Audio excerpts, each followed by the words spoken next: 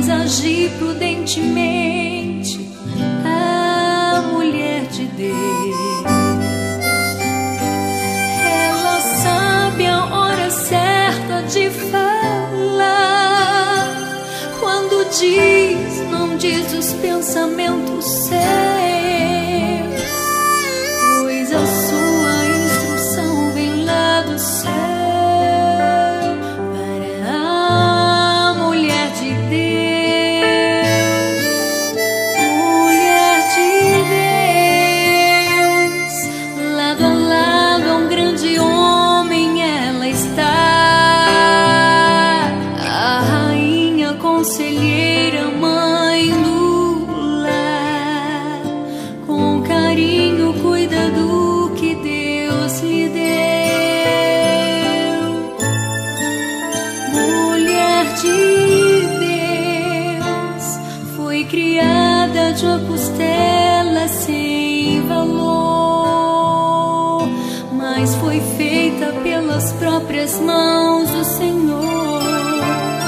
Ela é a doce auxiliar, mulher de Deus.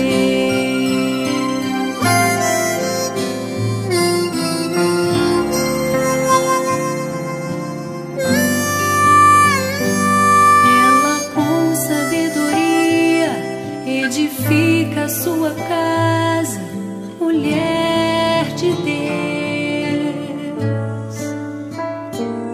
Ela confiantemente espera no Senhor, a mulher de Deus.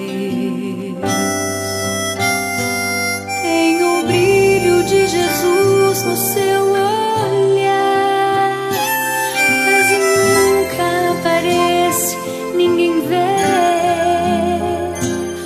Ela age como Esther, um exemplo de mulher, mulher de Deus.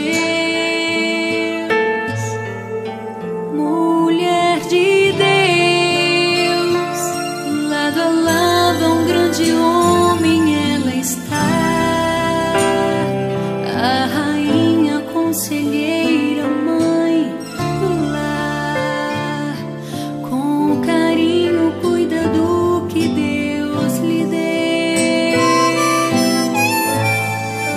Mulher de Deus, foi criada de uma costela sem valor, mas foi feita pelas próprias mãos do Senhor.